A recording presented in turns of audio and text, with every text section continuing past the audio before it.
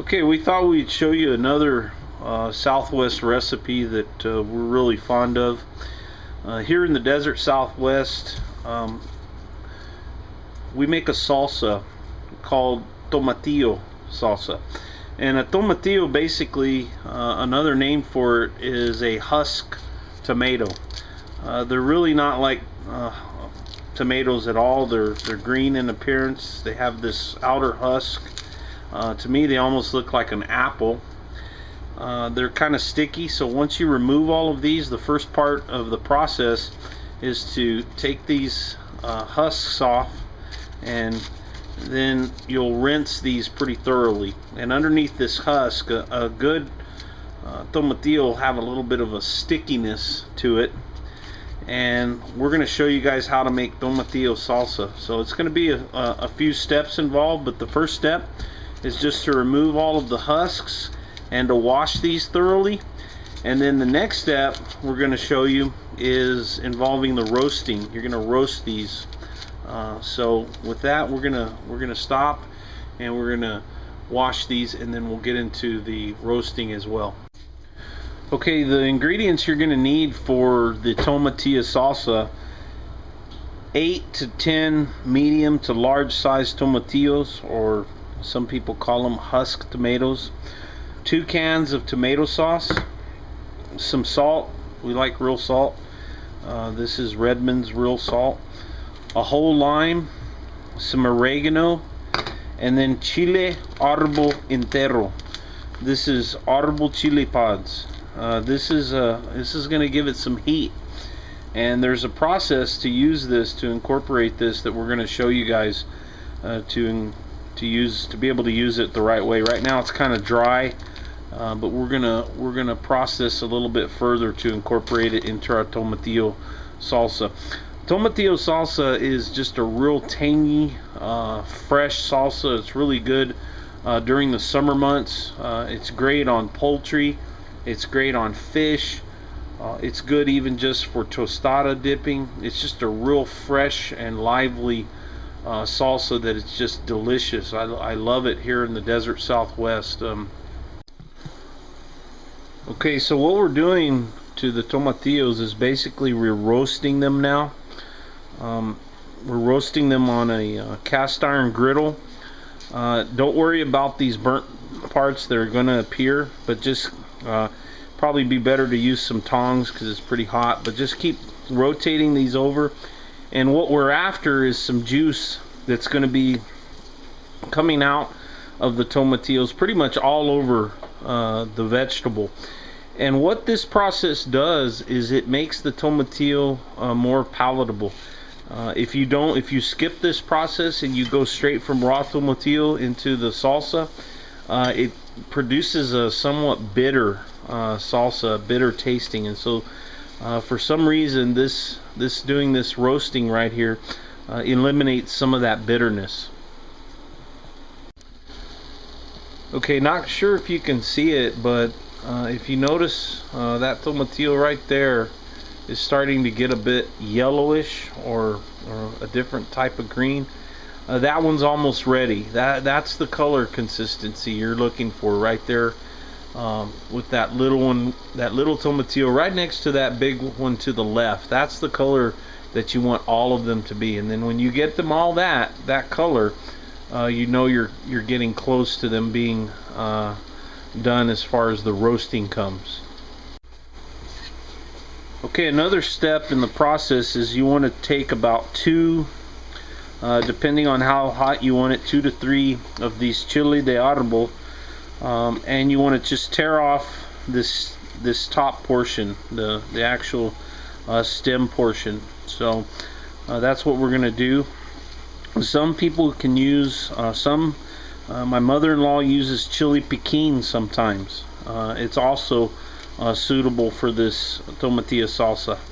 So just remove the top portion of the chile de árbol, and then we're going to show you another step in the preparation. There's a lot of love that goes into this salsa. It's not something you just throw in the blender, chop up stuff and throw in the blender. This is kind of detailed in some of of the processes, but boy does it pay off. It's a really good fresh salsa. Okay, just wanted to show you guys again these tomatillos. Don't let this burnt tomatillo scare you off, because that's actually what you want. You want that well done roasted tomatillo, because it's really going to add to the flavor and it's going to cut back on the bitterness again. So don't let that scare you off. You want that over the entire fruit or vegetable. I'm not sure exactly what tomatillos are. These are store-bought tomatillos. We actually have some growing out in the garden, and if you can, I really recommend growing these in your backyard. They'll produce a ton of fruit. They're fairly easy to grow, and really you'll enjoy your fresh tomatillos out of your own garden even more so. Another thing, when you're making this tomatillo salsa, you don't want to pierce the tomatillos, so make sure you grab them with the tongs, with some tongs, and then put them in the bowl, because if you pierce them, all the juice and all of some of the seeds will leak out, and you want that again incorporated into your salsa. You don't want it on the cast iron griddle, so make sure you use some tongs to. Okay, now the second step is to take the chile de árbol and excuse me, got a little bit of smoke in here, and roast it with some olive oil. We're gonna just brown these chile de árbol, kind of soften them up and brown them in the olive oil, and then once they're browned and once they've softened up in that olive oil under on the heat, we'll take them off. Okay, once you put your chile de árbol in the olive oil, you want it brown. Some of it is getting kind of orangey coloration to it. Orangey is not a word. Some of it is getting kind of orange. Brown, you want it to soften up. This takes about 2 to 3 minutes. Okay, so we've got everything ready now. The tomatillos have been roasted properly to the proper degree. The chile de árbol has been roasted in some olive oil to just for a minute or two at the most. We've got all our ingredients together here. The one lime. One of the things we forgot to mention, my wife forgot to mention, is we need a good sized clove of garlic to go in this salsa as well. So now we're just going to incorporate everything into a food processor, blend it all up, and we're almost done.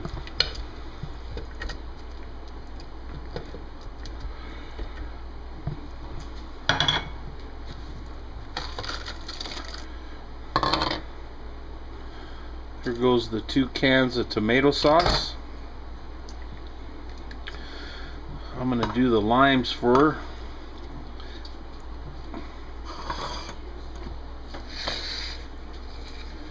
Get all of that lime juice in there. If you have one of those juicers, you could use that if you choose. We just do a lot of stuff by hand. As much of that juice of that lime in there as you can get. I like stuff really with a lot of lime. Gives it a real good flavor. So there you go. And then she's just putting a couple of pinches of oregano. I guess it might be maybe a teaspoon or so. And then some Redmond salt, some real salt. And then we're just going to mix this all up, incorporate this in the food processor.